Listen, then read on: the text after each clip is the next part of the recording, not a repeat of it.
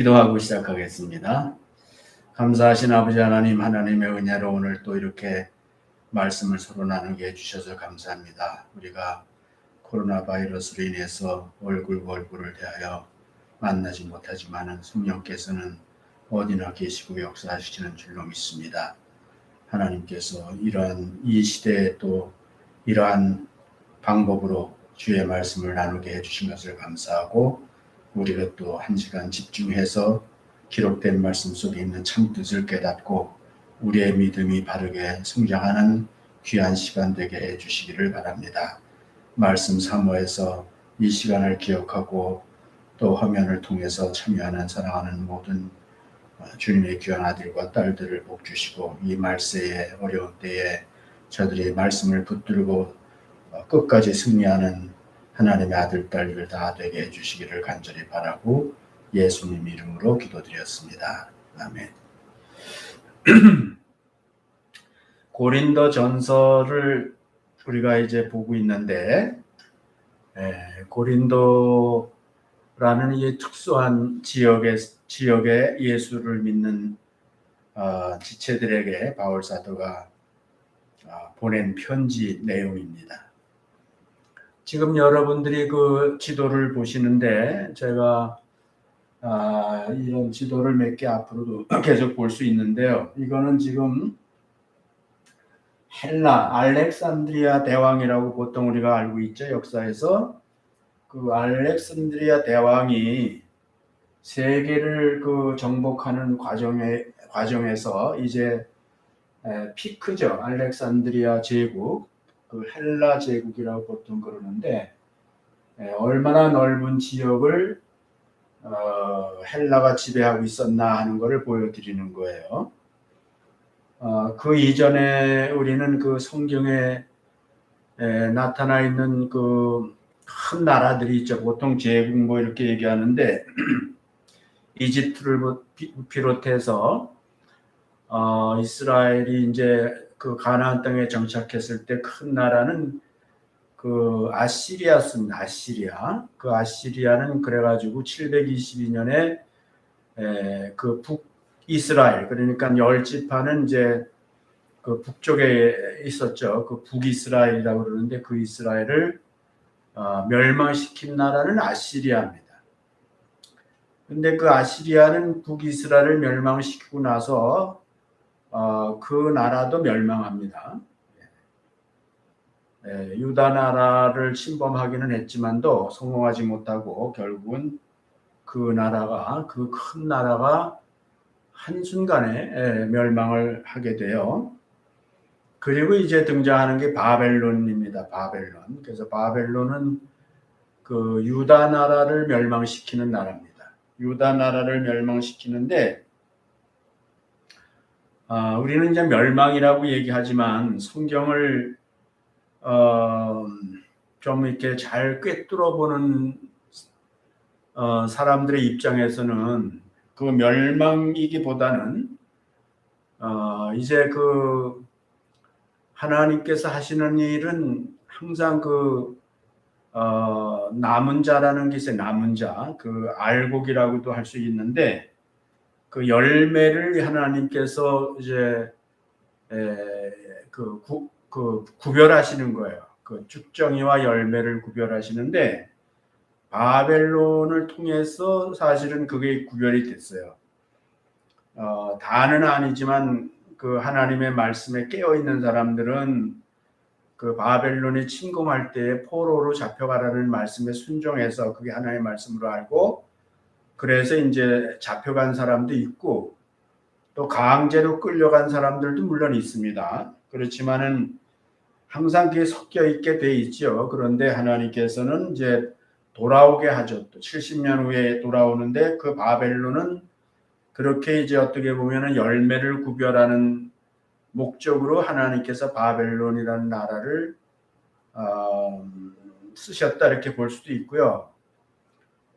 그 다음에 바벨론이 이제 페르시아에 의해서 망하는데, 그 페르시아 시대에 이제 아는 대로 잡혀왔던 이스라엘 유대인들 중에서 다시 그 땅으로 돌아가서 성전을 지어라, 그 고레스 왕이 페르시아 그 초대 왕 그 고레스가 왕이 되자마자 한 일이 뭐냐면은 그 하나님의 성전을 짓는데 지금 바벨론 때 잡혀와 있던 유대인들이 돌아가서 지어라 하고 이제 다시 이스라엘을 회복시키는 일을 하는 나라가 이제 페르시아입니다.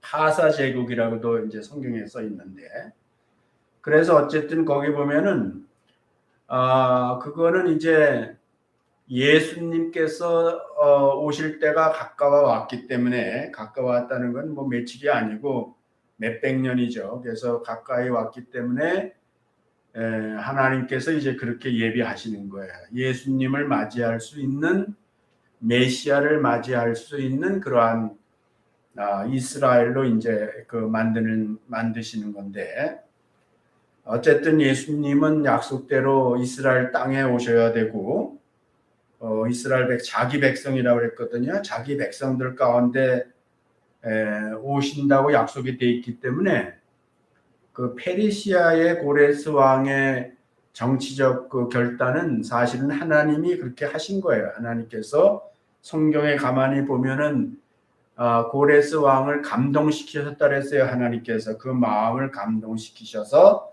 그렇게 하게 했다 했으니까 하나님이 주체라고요. 하나님이 하신 거예요. 고레스 왕을 통해서 페르시아라는 제국을 만들고, 그 당시에 그런 제국의 힘과 또 그 황제의 도움이 없이는 사실 이스라엘이 그 잡혀갔던 이스라엘이 그 땅에 다시 돌아와서 성전을 짓고 성을 쌓고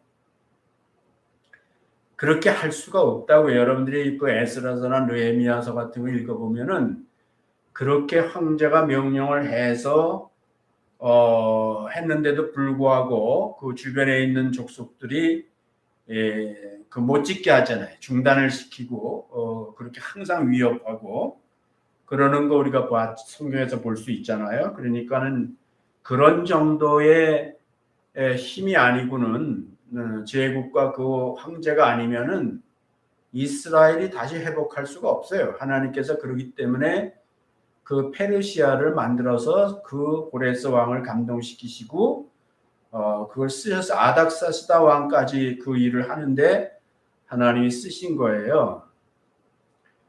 이제 그 다음 제국이 헬라죠. 우리가 지금 여기 보는 대로 헬라인데, 이 헬라는 참 성경하고 깊은 연관이 있는데, 뭐 인간적으로 아쉬웠지요. 그 아쉬운데, 왜냐면 헬라 시대에 대한 이스라엘과 헬라 시대에 대한 성경이 없어요. 여러분들이 이제 뭐 그런 거 공부하시는 분이 아니니까 그냥 들을 수밖에 없는데, 그 페르시아가 그 헬라에 의해서 망하죠. 그 얘기를 지금 다 할 수 없지만은 그 페르시아 다리오 왕이 이제 1차, 2차 전쟁을 하죠. 3차까지 전쟁을 그리스를 점령하기 위해서 하지만은 결국은 이제 패하게 됩니다. 패하게 되고 여러 그 그리스 지역, 그러니까는 헬라의 그 발상지인데, 그리스 지역에 이제 수많은 그 족속들이 연합이 돼서 그래서 이제 전쟁을 치르게 되고 페르시아가 이제 패하게 되지만, 물론 패했다는 거는 이제 그 전쟁에 패한 거지 페르시아 자체가 없어진 건 아니에요. 그런 와중에 이제 나중에 그 알렉산더 왕이 이제 나타나게 되죠. 알렉산더 왕이 나타나서 그를 통해서 이제 동방 원정을 나가죠. 동방 원정이죠. 그래서 여기 지금 바벨론까지, 지금 이란 뭐 거기까지 가는 거죠. 그래서 인도까지 갑니다. 인도까지 가서 제국을 넓혀요. 그 이제 영토를 넓히는 겁니다. 영토라기보다는 자기 영향력 안에 있게 되는 거죠. 그렇게 해서 이제 엄청난 그 지역을 그냥 다 합쳐서, 그러니까 페르시아, 바벨론, 뭐 아시리아 뭐 다 합쳐서 나중에 이제 이집트까지 가니까 성경에 나오는 모든 제국들을 다 합쳐가지고 알렉산드리아가 다 그거를 이제 지배하게 된다고요. 한 왕이 그것을 다 그 넓은 지역을, 지금으로는 우리가 뭐 세계가 다르게 그려야 되지만은 그 당시에 그 지난번에 얘기한 대로 세계사는 이제 유럽사인데 그 당시 세계를 다 지배할 정도로 그렇게 이제 알렉산더가 영향력을 이제 행사해서 그 유명한 왕이죠, 그가.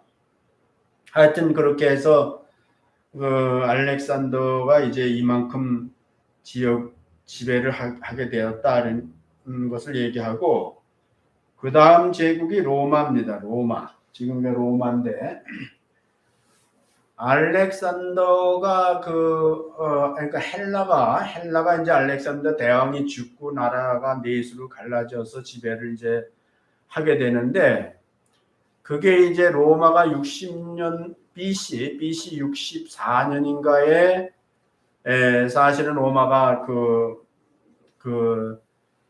이스라엘까지 이제 지배를 하면서 로마가 세력을 넓혀 나가고, 사실상 그 예수님 오시기 전에 한 60여 년 전에 그 헬라는 이제 헬라 제국은 사라지죠. 헬라 제국은 사라지지만은 헬라 제국이 지배하고 있던 그 헬라를 로마가 지배를 하게 되고, 로마는 이제 더 막강한 힘을 키워서 헬라 알렉산드리아 왕 323년인가 300 몇 년까지 알렉산드리아 왕이 그 지배했던 그 지역이거든요. 그 지역을 초과해서 저렇게 이제 저 스페인까지 나가는 걸 볼 수가 있는 거예요. 그러니까 로마 시대에는 사실상 그 당시 이제 사람이 살고 있다 하는 데는 다 지배했다 이렇게 봐도 과언이 아닐 정도로 그렇게 이제 로마의 세력이 팽창되는 거죠.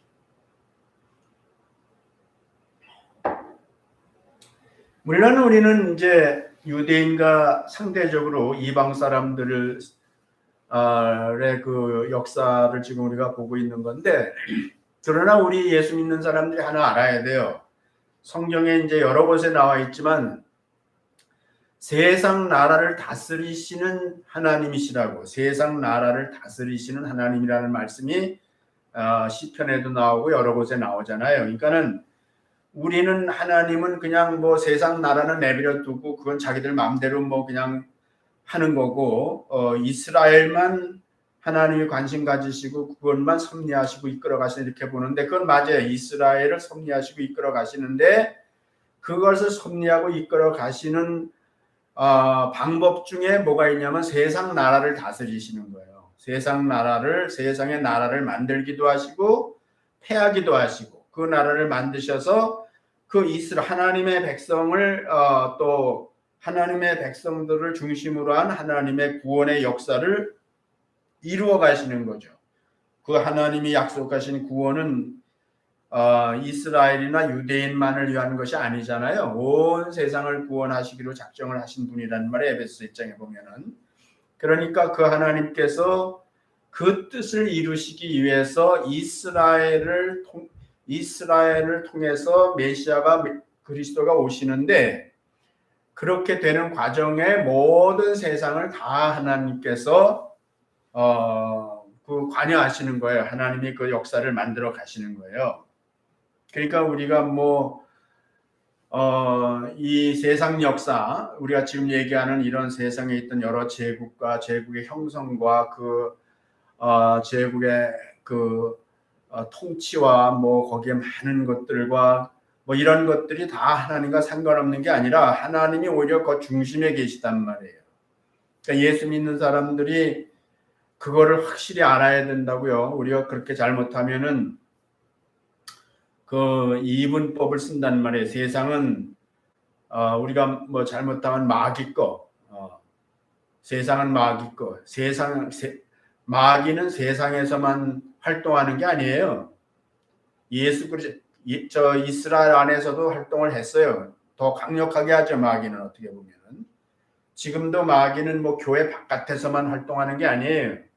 마귀는 교회 안에서도 활동하고 있는 거예요. 마찬가지로 하나님도 뭐 지금 교회 안에서만 활동하시는 것이 아니라 역사하시는 것이 아니라 하나님은 전 세상을 가지고 역사를 하고 계시다는 것을 우리가 알아야 된단 말이에요. 그러니까 하나님 안에는 통일되어 있는 거예요. 하나님은 그 역사를 통해서 하나님의 뜻을 이루어 가신다 하는 것을 여러분과 제가 그걸 전제해야 돼요. 그렇지 않으면 기독교는 그냥 무슨 종교같이 여러 종교 중에 하나같이 생각을 하고 우리가 까딱 잘못하면은 세상에 대해서 뭐 자꾸 피해 의식을 갖거나 하니까 아까 말한 대로 이원론적인 이분법적인 그런 관점에서 세상을 대하거나 이렇게 하면은 그건 아주 잘못된 인식이라고. 그래서 우리 낮은 울타리 교회 속한 로마서 이 수요일 날 공부하시는 분들은 뭐 우리 교회 속했든 안 했든 뭐 같이 하고 있는데 그런 거에 대한 이해가 충분히 돼야지 올바른 신앙생활을 하는 거예요. 여러분들이 이런 것들이 이제 잘못 가르쳐 주면 뭐 교회에서만 우리가 하나님의 일이라고 생각하고 하나님을 섬기는 거라 생각하고 우리가 다른 뭐 직업이나 가정이나 아니면 그저 교회 바깥에서의 활동 모든 것들은 다 그거는 세속적인 거, 다시 말해서 하나님과 상관없는 거 이렇게 생각하는 경우들이 있는데 그러면 그거는 이제 기독교가 아니에요. 그 기독교 신앙은 그렇게 가르친 성경은 그렇게 말한 적이 없어요. 그렇기 때문에 우리가 그런 세계관을 올바른 성경적 세계관을 우리가 갖고 있어야지 성경을 제대로 이해할 수 있다는 말이에요. 오늘 우리가 고린도전서 얘기해야 되는데 내가 그 전에 지난주도 그랬고 오늘도 이런 얘기 자꾸 하는 거는 우리가 지금 그런 것들에 대한 올바른 기본이 확립되어 있지 않은 상태에서 성경을 얘기해봐야 아까 말한 그런 깔때기로 물을 집으면 똑같이 굴러 빠져나가듯이 항상 뭘 들어도 항상 그런 이원론적인 의식을 가지고 듣게 되면은 그러면 오히려 우리는 하나님을 가두는 거예요. 하나님을 이스라엘 백성들이 자기들의 하나님 해가지고 거기다만 가두고 바깥에 이스라엘을 제외한 모든 세상에는 하나님이 없는 것 같이 그렇게 하듯이 오늘날 예수 믿는 사람이 그렇게 그럴 수도 있다는 거예요. 어쨌든 우리가 이제 고린도서를 보면서 왜 이런 얘기를 해야 되면 고린도서가 기록되는데 그 기록되어 있는 내용, 고린도 교회에서 일어난 많은 그런 문제라고 그러잖아요. 그 기독교가 들어갔는데 이 복음이 들어갔는데 믿는 사람이 생겼단 말이에요. 믿는 사람이 그리스 사람이라 헬라 사람들이잖아요. 그 고린도 지역은 특히 더 거기는 이제 뭐 나중에 이제 얘기 또 할 거예요. 고린도에 대해서. 근데 거기는 스파르타가 이제 고린도 지역 이름이에요. 스파르타는 고린도 한 지역의 이름이라고요. 옛날에 그 신화에 나오는 어떤 왕비의 이름 그 왕비에 의해서 거기에 이제 스파르타라는 그런 이름이 생기게 되는데 어쨌든 그렇게 해가지고 그 스파르타가 이제 고린도의 가장 강력한 부족이죠. 이게 뭐 영화 300인가 그것도 이제 나는 리뷰만 봤는데 그것도 이제 그 스파르타를 배경으로 해서 만든 영화고 그것도 보면은 이제 그리스 역사를 약간 이해할 수는 있는 것 같아요. 내가 리뷰를 보니까. 근데 하여튼간에 그 지역이 이제 고린도 지역인데 그 지역 사람들의 그 프라이드라는 건 굉장해요. 물론 로마 시대에는 얘기가 달라져요. 로마 시대에는 얘기가 달라지만 그래도 여전히 그 고린도라는 지역의 그 프라이드라는 건 굉장한 거예요. 거기 또 지난번에 얘기했죠. 거기 보면은 약 60만 명의 이제 성경 시대에 이 고린도 전설을 쓸 당시에 60만 명의 인구가 살았는데 그중에 40만 명은 그 노예거나 아니면 그냥 평민 그 권리가 없는 사람들이고요. 나머지는 이제 귀족들이란 말이에요.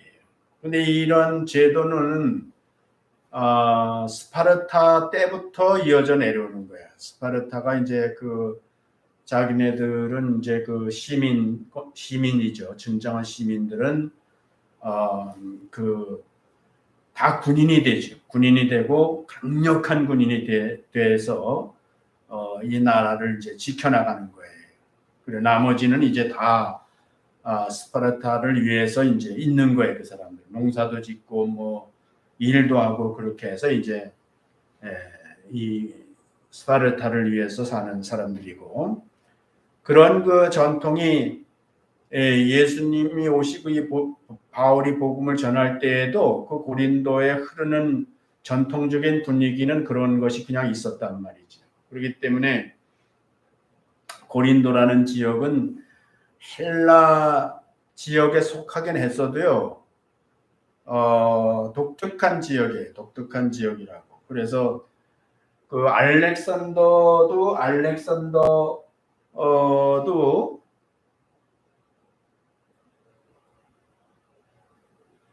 여기 보면은 여기가 이제 고린도거든요. 여기 고린도, 코린토스라고 그러죠. 고린도인데 여기 보면은 빨간색이 아니고 노란색이죠. 이게 보면은 그 무슨 얘기냐면 알렉산더도 코린토 지역을 다 점령하지 못했어요. 여기는 그런 그 스파르타의 강력한 그런 그 군인들이 있고, 항상 그 이 아테네 이 그리스 지역에서 큰 세력이 둘이죠. 하나는 코린토스에 있는 그 스파르타 세력하고, 그 다음에 하나는 아테네, 여기가 아테네인데 그 아테네에 라는 도시하고, 이 두 세력이 계속 그 전쟁을 합치기도 해요. 한때는 그 페르시아 전쟁 때는 합치기도 해요. 그런데 페르시아 전쟁을 승리로 이끈 다음에는 이제 자기들끼리 또 이렇게 싸우게 되는 거라고요. 그런데 이 고린도라는 지역은 굉장히 강력한 그 스파르타 군대가 있었기 때문에 그러한 그 자부심이 보통이 아닌 거예요. 어쨌든 지금 뭐 그 얘기를 계속 하다 보면은 뭐 나중에 또 자꾸 얘기할 수 있어요.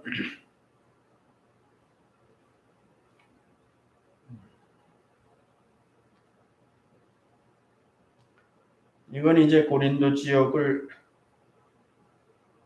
사진 한 장을 더 넣는데 안 돼.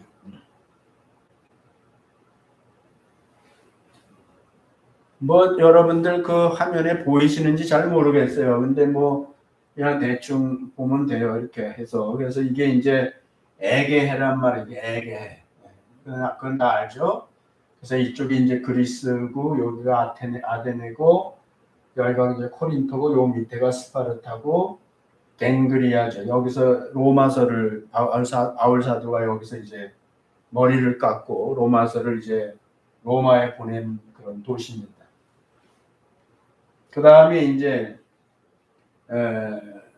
빌립보, 아볼로니아, 데살로니카, 뭐 네아폴리, 서머들에게 들어와, 트로이죠, 트로이. 뭐 이런 건 우리가 성경에 다 익숙한 그런 지명인데, 이렇게 이제 에게해를 중심으로 해가지고 여러 그 지역이 있습니다. 여러 지역이 있다는 말은 그 나라라기보다는 이렇게 지역에 따라서 많은 그 사람들이 살고 있었던 거예요.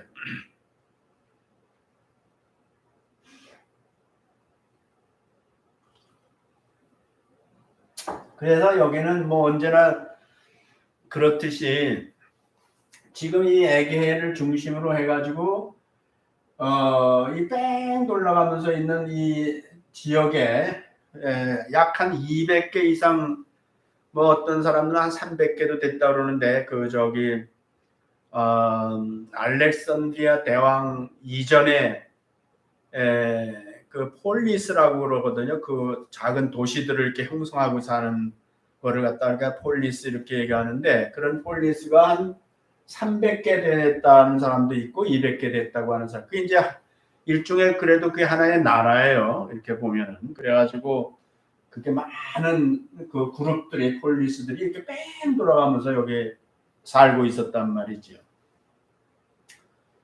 그래서 이 사람들은 전쟁이 끊임없는 거예요. 그 당시 전쟁이라는 건 다 경제 전쟁입니다. 그러니까는 어디에서 쓸만한 게 있다 그러면 경제가 있다 그러면 그거 가서 뺏어오니라 그러고 그 페르시아 다리오 왕이 여기까지 온 이유도 사실 그 경제 때문에 온 거거든요. 이 사람들이 이렇게 이제 살다 보니까 이 땅이 좁아요. 여기 그 관광 가보신 분들은 알겠지만 이거 다 산악지대 아닙니까? 전부 산악지대고 그렇게 농토가 많은 지역이 아니란 말이에요. 그러니까 사람들이 사는 게 굉장히 어렵습니다. 굉장히 어렵고 경제적으로 이제 어렵게 사는 거예요. 그런데다 또 허구한 날 이렇게 좀 먹을 게 있고 뭐가 좀 됐다 그러면 또 주변에 있는 다른 나라가 조그만 나라지만 와서 또 쳐들어와 가지고 다 뺏어가고 사람 죽이고 노예로 끌고 가고 하여튼 그런 일들이 계속 반복된 거예요. 그래서 어쨌든 여기에서 이제 살기 어려우니까 이쪽 사람들이 이 위가 이제 마케도니아인데 마케도니아.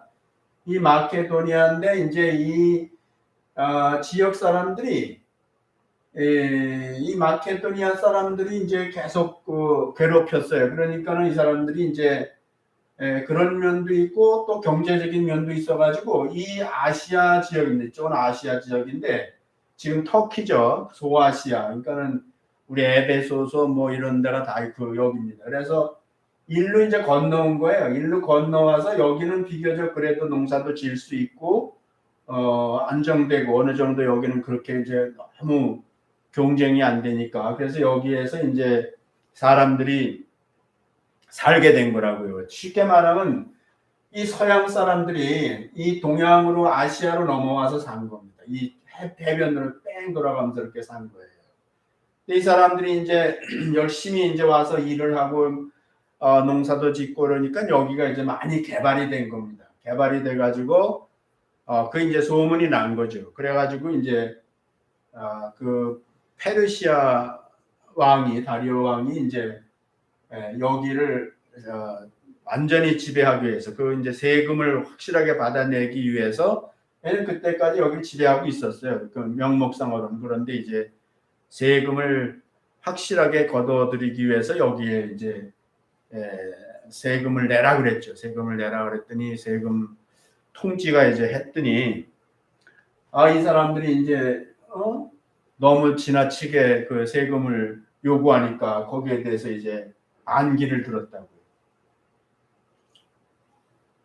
그 반기를 들으니까 이제 안 되겠다 싶어가지고 이제 페르시아에서 그 군인을 끌고 와서 데리고 와서 이제 여기를 이제 침공이라기보다는 이제 그걸 점령을 다시 하는 거죠. 그래서 점령을 하는데 그게 이제 전쟁이라고 그럽니다. 페르시아하고의 1차 전쟁, 2차 전쟁, 3차 전쟁인데 지금 그 얘기는 할 필요는 없는 것 같은데 어쨌든 그런 전쟁이 이제 엄청난 전쟁으로 번져요, 이게. 그래가지고 이 사람들이 이제 이 아테네에 와가지고 그 아테네 원로들이 다 모인 데서 우리를 도와달라. 이제 그렇게 해가지고 결국은 도와준다고 했는데 그것이 가서 싸우다가 이제 아테네가 집니다. 아테네가 페르시아한테 패하게 되고 그런 와중에서 이 주변에 있는 같은 언어를 쓰는 그런 종족들이 이제 합쳐요. 이 사람들이 이제 합치면서 그 싸움이 점점 커지는 거예요. 전쟁이 점점 커졌는데 그러나 어쨌든 간에 대부분 다 아시는 대로 페르시아가 장거리 그 원정을 왔고 또 이 에게해를 잘 모르는 가운데 선단이 이제 폭풍에 휘말려 가지고 이제 첫 번째 전쟁에는 이제 스스로 그냥 폭풍 때문에 그 선단이 다 침몰해 가지고 지고 하여튼 그런 식으로 해 가지고 이 지역 사람들이 이제 그 무슨 얘기냐면 페르시아와 전쟁을 통해서 이제 연합이 되는 거예요. 그 연합이 돼서 이 사람들이 이제 그 후부터는 올림픽도 하죠. 올림픽 4년에 한 번씩 전쟁을 하지 말고 우리가 그 동안에는 전쟁하지 말고 평화를 유지하면서 서로 우리가 어떤 그런 연합의 상징으로서 그 스포츠를 통해서 오는 이제 스포츠라는데 스포츠를 통해서 우리가 서로 전쟁 없는 그런 그 삶을 우리가 살아가는 것을 추구하자 해가지고 이제 올림픽이 만들어지는데 지금 뭐 올림픽은 지금까지도 이어오는 거죠. 그런 정신은 인류에게 필요하다는 것을 이제 다 공감하니까 하여튼 그렇게 해서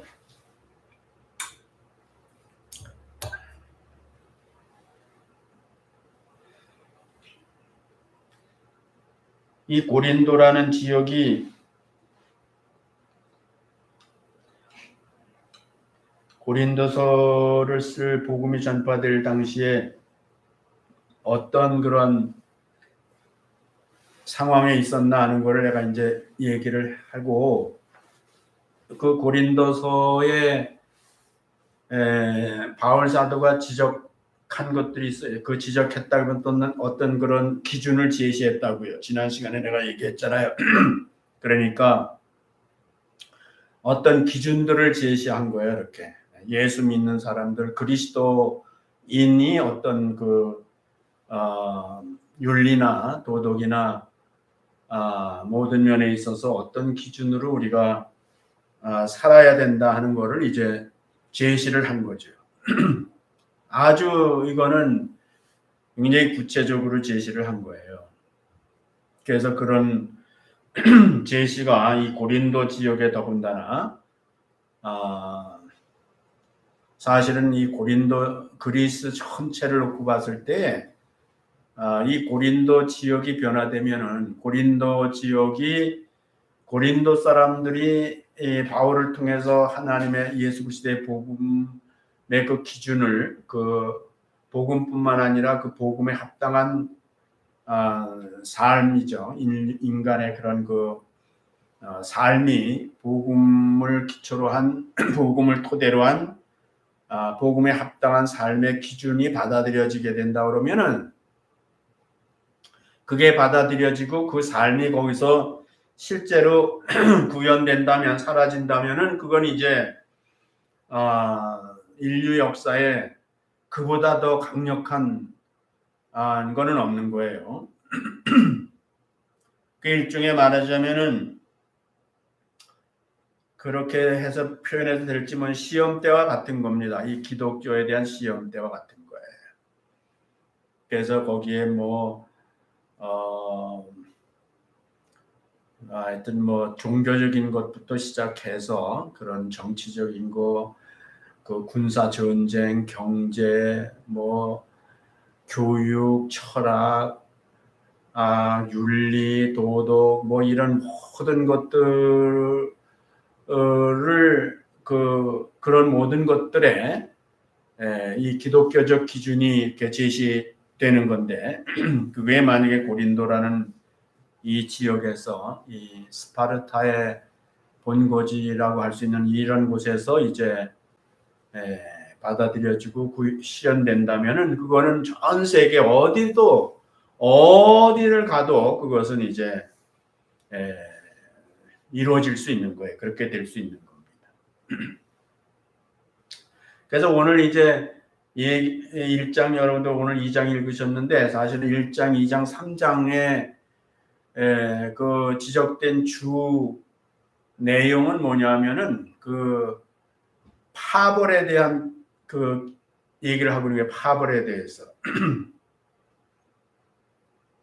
한번 내가 성경을 여기 이제 오늘은 그 1장 10절부터 17절까지인데요. 여러분도 한번 잘 보세요. 성경을 보시라고. 형제들아 내가 우리 주 예수 그리스도의 이름으로 너희를 권하노니 다 같은 말을 하고 너희 가운데 분쟁이 없이 같은 마음과 같은 뜻으로 온전히 합하라. 여기 1절을 보면은 분쟁이라는 말이 나와요. 분쟁이 없이라고 이렇게 나온다고요. 그러니까는 고린도 교회의 문제가 제일 먼저 불거져 나온 문제라기보다는 아주 자연스러운 현상의 고린도에는 왜냐하면 이미 여러 번 얘기했지만 이 그리스 지역에는 이 작은 폴리스들끼리 계속해서 싸웠다고요. 싸웠어. 이렇게 서로 분쟁이 일어나는 지역이라고. 그래서 그런 분쟁이 일어나는 것은 아주 지극히 당연한 거예요. 그 지역 사람들에게는 분쟁이 안 일어나는 게 오히려 이상할 정도란 말이지. 사실 올림픽이라는 것도 일종의 그 분쟁은 아니지만 각 그 폴리스들이 모여서 칼과 창으로 싸우는 건 아니지만은 싸우는 거거든요. 그게 서로 대결하는 거거든요. 대결하는 거. 그래서 우리는 뭐 이 고린도서를 읽을 때에 이 수준 낮은 사람들, 노예들이 많기 때문에 수준이 낮아서 이런 문제들이 일어나고 그러는 거다 이렇게 해가지고 고린도서를 굉장히 이렇게 좀 뭐라 그럴까 격화시키는 것 같은 느낌으로 이렇게 고린도서를 보고 그러는데 그렇게만 할 일이 아니에요. 이거는 그 당시에 특히 고린도 지역에 역사적으로 수백 년 동안이죠. 수백 년 동안 그렇게 수많은 분쟁 가운데 있었고 그 분쟁이 너무나 자연스럽다는 말은 너무나 당연한 그런 지역이기 때문에 이 사람들은 그냥 그 분쟁이 그냥 생활화되어 있는 사람이다 이렇게 생각하면은 예수님을 믿었다 하더라도 분쟁 그 자체는 자기네들의 그 문화권에서 자연스럽게 나타날 수 있는 현상이라는 거예요. 거기에 대해서 바울 사도가 지금 기준을 제시하는 거예요. 아무리 너희가 그러한 역사 속에 살아왔고 그것이 사회적으로 또는 문화적으로 뭐 당연하게 여겨진다 하더라도 예수 그리스도 안에서는 그리스도의 세계에서는 그게 아니라는 거예요. 그 분쟁이 스탑돼야 된다는 거예요.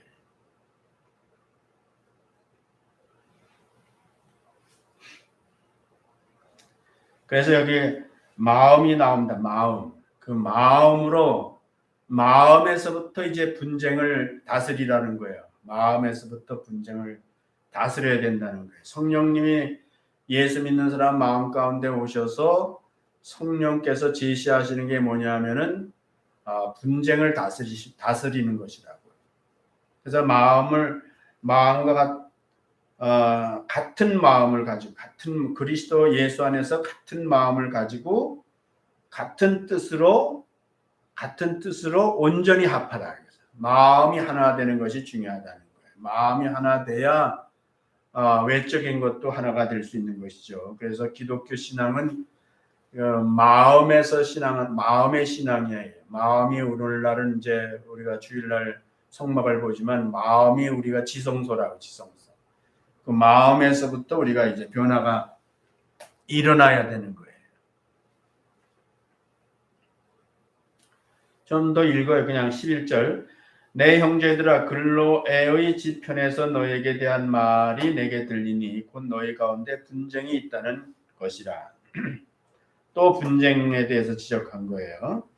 이번에는 이제 증거를 제시하는 거예요. 그냥 내가 말하는 게 아니라 실제로 여기 이름이 나오죠. 글로에의 집 편이다 이렇게 얘기해서 글로에의 집 편으로 이제 그 소식이 왔는데 너희 가운데 이제 실제로 분쟁이 예수 그리스도 믿는 사람들끼리도 분쟁을 하고 있다 하는 것을 들었다 이거예요. 그러니까 이건 굉장히 그 내용에 대해서 이것도 그리스적인 거예요. 그리스적이라는 건 뭐냐면은 확실하게 증거가 있어야 돼요. 확실하게 증거가 있어야 된다. 그래서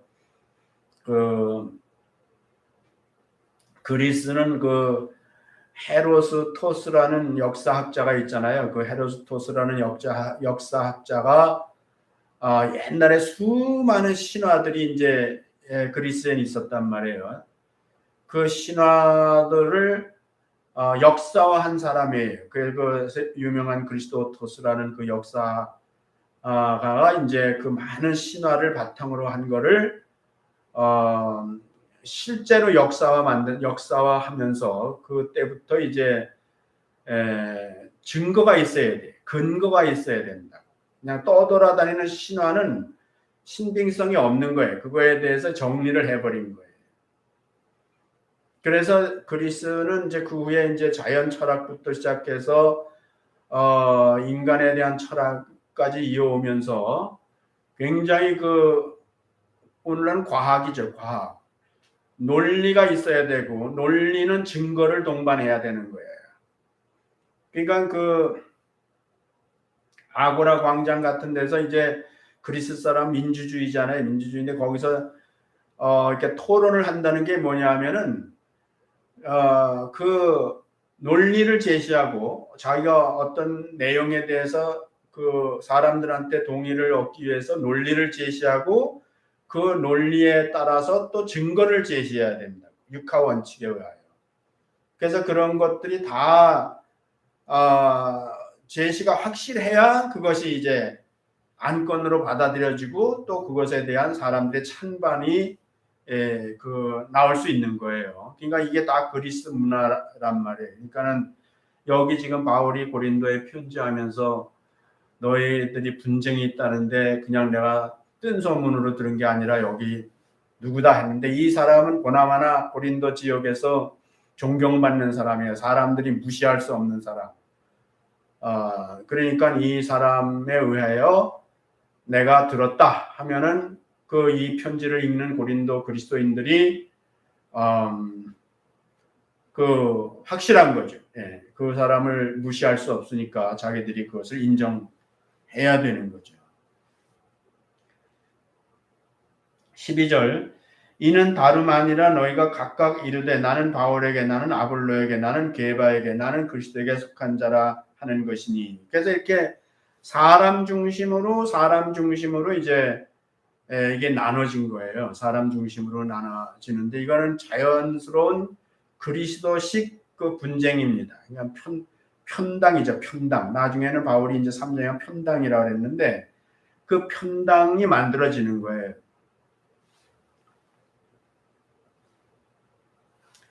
그래서 그리스는 그 헬라 때부터 이렇게 오면서 보면은 그 사람이 참 중요했습니다. 사람이. 그래서 사람 중심으로 전쟁을 하기도 하고 안 하기도 하고 하여튼 그 사람 중심으로 사람들이 다 움직이는 거예요. 그러니까 이 폴리스들이 잦은 전쟁을 하니까 그 전쟁에 그 효과적인 전쟁을 하기 위해서는 어떤 그 위대한 존재, 자기들이 믿을 만한 위대한 존재들을 중심으로 해서 몰린단 말이에요. 이렇게. 그러니까 이 그리스 사람들은 그 헬라 사람들은 이제 그렇게 사람 중심으로 뛰어난 사람 중심으로 이제 이렇게 편당을 만들어 가는 그것이 자기들이 생활 방식이라고요. 생활 방식. 그래야 살아남을 수 있단 말이에요. 그 당시로서는. 그러니까 이 사람들이 그냥 자연스럽게 예수를 믿었어도 아직 이런 그 예수 그리스도 안에서는 이런 것들이 어떻게 그 기준이 제시되는 것이 없었으니까 그냥 자기들이 살아오던 방식대로 그렇게 했다는 거죠. 근데 바울 사도가 이제 그거는 아니다 이렇게 얘기하는 거죠. 그건 아니다. 13절 그리스도께서 어찌 나뉘었느냐 바울이 너희를 위하여 십자가에 못 박혔으며 바울이 이름으로 너희가 세례를 받았느냐. 여기서 이제 십자가가 나옵니다. 십자가. 그래서 이거는 이제 그 위대한 인물들이 이제 전쟁을 해서든지 뭘 해든지 공을 세워요. 공을 세우면 이 사람들은 그 공을 세운 사람에 대해서 깍듯이 이제 대우를 한다고요. 깍듯이 대우를 하는 그런 문화가 있는 거예요. 뭐 올림픽에 나가서 열심히 그 경기를 해서 승리자가 되면은 이제 그 사람은 완전히 영웅으로 인정하고 그 사람이 어디를 가든지 사람들이 그 사람을 그 대우해주는 그러한 것들이 있었거든요. 그러니까는 지금 여기에서 바울이나 게바나 뭐 아볼로나 뭐 이런 사람들이 너희를 위해서 십자가에 죽었냐? 그가 무슨 공을 세운 너희가 예수 믿은 것은 십자가를 예수님이 우리를 위해서 우리를 살리시기 위해서 예수님은 스스로 당신의 생명을 죽음으로 내주신 분이단 말이죠. 그러니까 아무리 훌륭한 인물이 있다 하더라도 그 사람들이 과연 너희를 위해서 십자가에서 죽었느냐 이렇게 이제 제시를 하는 거예요. 그러니까 예수 그리스도만 우리가 참 주님이시고 우리가 그 안에서 한 마음 한 뜻이 돼야지 다른 사람들이 아무리 대단한 존재가 있다 하더라도 우리가 그런 사람들 중심으로 나뉘어서는 안 된다는 거예요.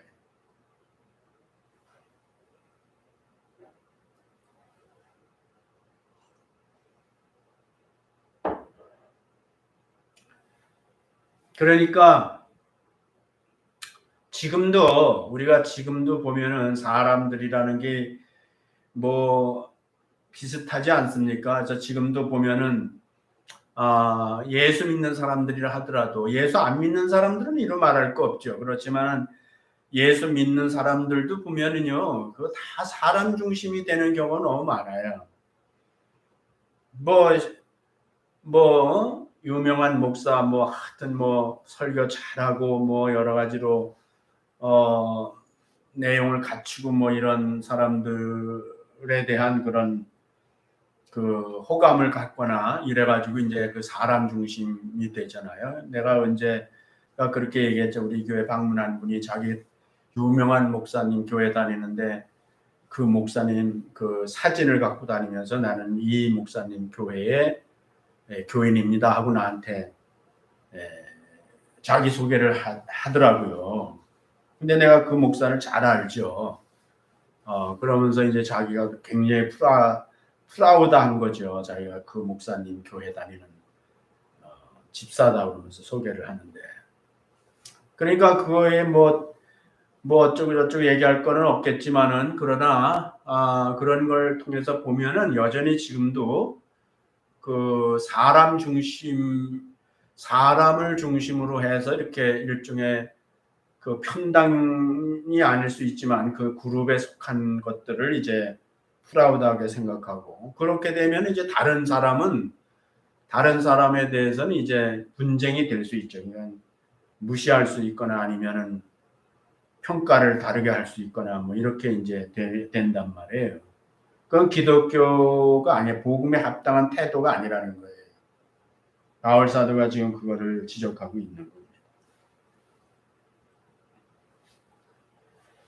14절 그리스도와 가요 외에는 너희 중 아무에게도 내가 세례를 주지 아니한 것을 감사하노니. 근데 여기 세례 얘기가 나오는데 이 세례는 그 세례 의식을 통해서 이해하는 거는요, 그 당시로서는 그 소속을 의미하는 거예요. 속함을 의미하는 거예요. 속함. 그래서 누구한테 세례를 받았다 그러면 내가 그 사람에게 속한 자로서의 그런 그 아이덴티티를 갖는 거예요. 그러니까는 지금 이 세례로 나눌 수 있어요. 사람들이 세례를 주면 난 누구한테 세례 받았으니까 마치 그 사람의 무슨 소유물이 된 것 같이. 그거는 이제 헬라 지역에서도 그 많은 그 철인들이 있잖아요. 학자들이 있잖아요. 그 랍비들이 선생들이 있다고요. 그러니까 거기 에피쿠로스 학파, 스토이 학파, 고대에는 소크라테스 이런 그 철학자들, 특히 유명한 유식인들, 그런 사람들의 제자가 되는데 제자 되는 의식이 이제 일종의 그런 세례 같은 것을 행한 것들이 있어요. 꼭 유대인들만 그렇게 한 게 아니라. 그래서 그런 걸 통해서 이제 의식을 통해서 나는 누구에게 속했다는 확실한 이제 증명을 갖는 거죠. 증명.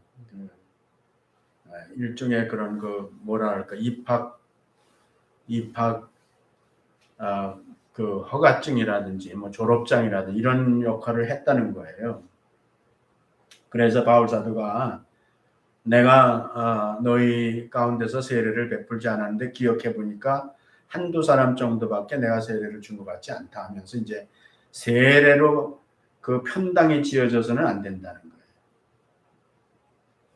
그러니까 이런 말씀들을 보면은 오늘날 뭐 개신교라 하더라도 뭐 주잉글리파, 뭐 켈빈파, 뭐 이런 식으로 이제 나눠져 있잖아요. 다들 보면은 장로교회 안에서도 다 뭐 이렇게 나눠져 있단 말이에요. 그러니까는 사실은 뭐 똑같은 거죠. 지금 여기서 이 고린도 교회에 지적되어 있는 내용들이 오늘날 기독교 안에서도 계속 그런 일들이 있는 거예요.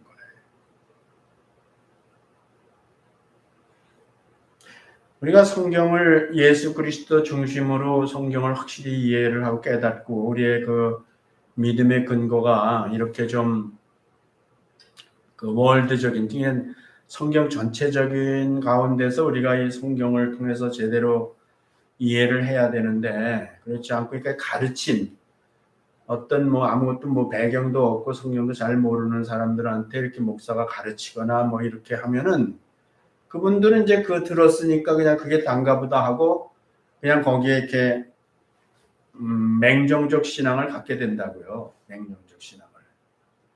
그게 참 사실 위험한 거예요. 선생이 더 많은 심판을 받을 줄 알라라고 경고를 성경이 하는 이유가 아마 그런 거 아니겠나 생각하는 거예요.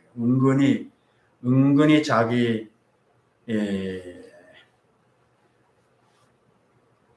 안에 들어와 있도록 그렇게 자기 그 통치 자기가 이렇게 관리하는 안에 들어와 있도록 하기 위해서 나름대로 울타리를 치는 그런 설교를 한다든지 그런 가르침을 한다든지 그거에 얼마나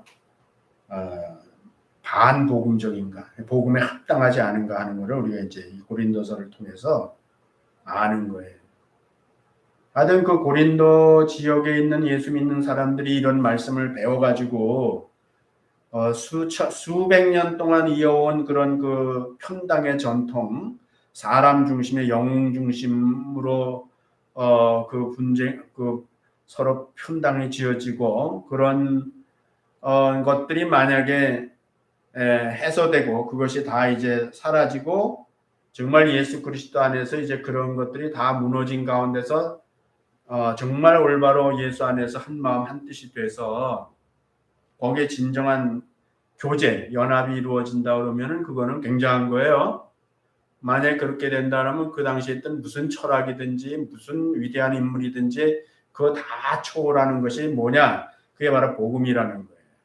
그게 예수 그리스도라는 거예요. 근데 그렇게 됐지요. 네.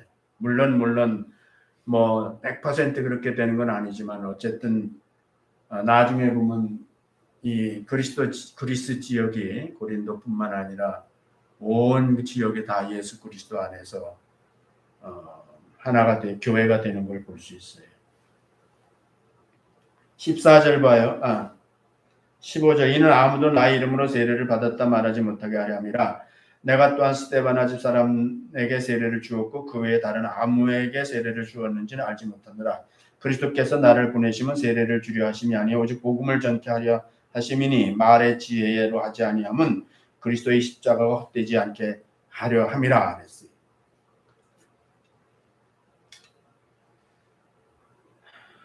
그 1장의 중요한 구절을 내가 이제 적고 그 구절에 대한 바울 사도의 제시를 이렇게 서로 대조적으로 했는데요. 5절에 보면 우리가 읽지 않았어요. 5절에 보면 이는 너희가 그의 안에서 모든 일, 곧 모든 구변과 모든 지식의 풍족함으로 이렇게 이제 고린도 교회를 평가했죠. 구변과 모든 지식의 풍족함으로 이렇게 이제 고린도 교회를 바울 사도가 이제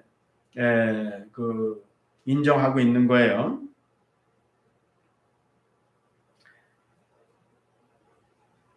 근데 여기 이제 이런 얘기를 왜 써야 되냐면 고린도 교회는 그리스가 다 마찬가지지만 아까 말한 대로 이 구변, 지식을 굉장히 중요하게 여기는 거예요. 말, 웅변이죠. 일종의 웅변. 날개 변사라는 말이 나오는데요.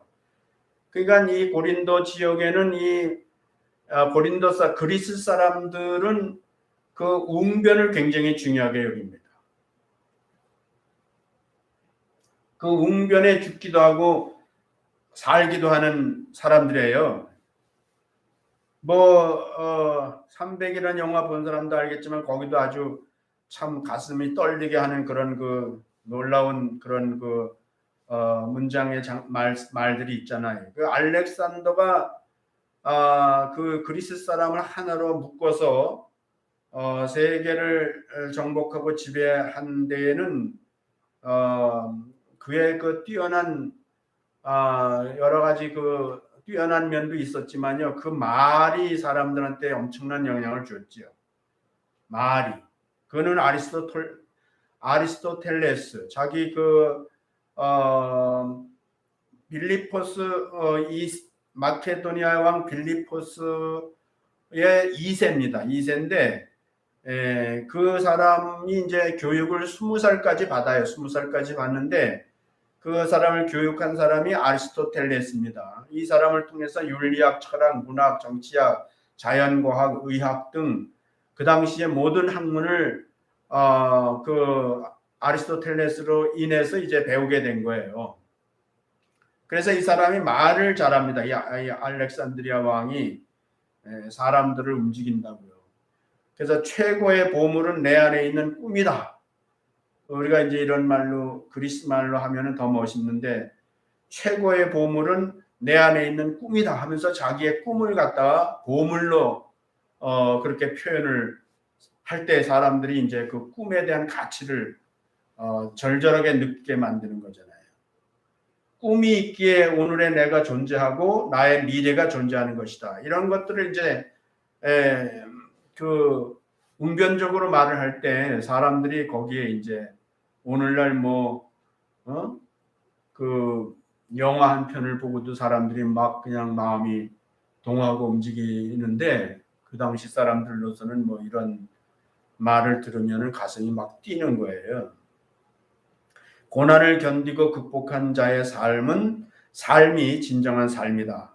고난을 이제 전쟁하는 거죠. 전쟁에 사람들이 동원되도록 하기 위해서 이제 많은 사람을 모아놓고 그렇게 이제 하는 거죠. 이런 웅변을 하는 거예요. 두려움을 정복하는 자는 세상도 정복할 수 있다. 그 두려움을 정복하는 자는 세상도 정복할 수 있다. 이런 얘기를 들으면 젊은이들이 두려워하던 젊은이들이요. 이게 이제 피가 막 솟구치는 거예요. 그래서 이제 다 전쟁터로 따라 나가는 거예요. 목숨을 거는 거죠. 말 한마디에. 그러니까 이런 것들이 그리스식이에요. 그리스식. 그리스 사람들이 이런 것들을 통해서 울고 웃고 그 다음에 또 자기를 헌신하고 죽을 수도 있는 거예요. 이렇게. 그러니까 이게 고린도란 말이죠. 이게 그리스란 말이에요. 그러니까 말과 구변과 지식 이런 얘기를 바울이 쓰는 거는 그 고린도 사람들이 이런 거에 대해서 얼마나 심취되어 있다는 거에 대해서 바울 사도가 일단 인정하고 너희들이 그런 존재라는 걸 인정하고 그 다음에 이제 제시하는 거예요. 8절에 주께서 너희를 우리 주 예수 그리스도의 날에 책망할 것이 없는 자로 끝까지 견고케 하시리라. 너희들의 그런 올바른 구변과 지식과 이런 것들이 정말 올바라야 된다 이거예요. 올바라서 예수 그리스도께서 책망하지 않는 내용이 돼야 된다는 거예요.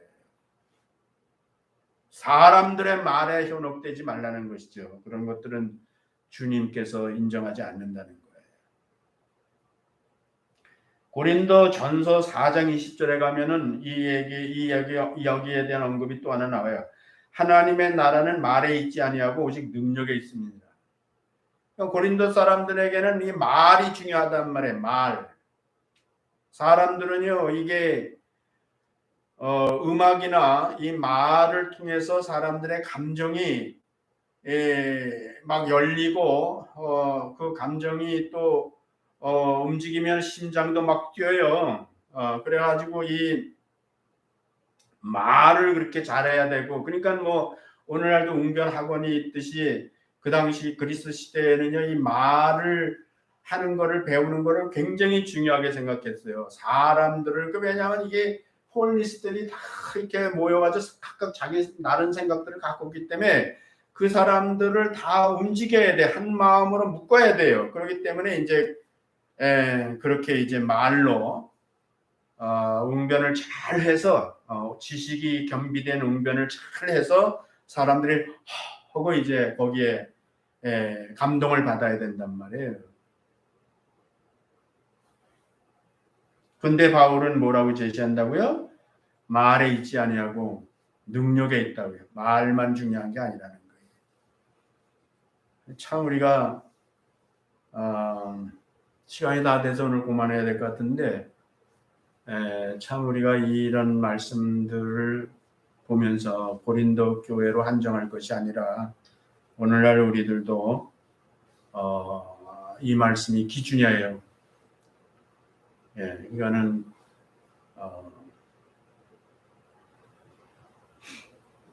말과 행동이 말과 행실이 일치하지 않으면은 그거는 복음적이지 않은 거예요. 그거는 이 그리스도적인 게 아니에요. 기독교적인 게 아니에요. 그래서 여러분과 제가 이런 내용들을 이렇게 말씀을 나눠가면서 듣고 잊어버리고 또 똑같은 그런 사람이 되서는 안 되고 여기서 지금 이 고린도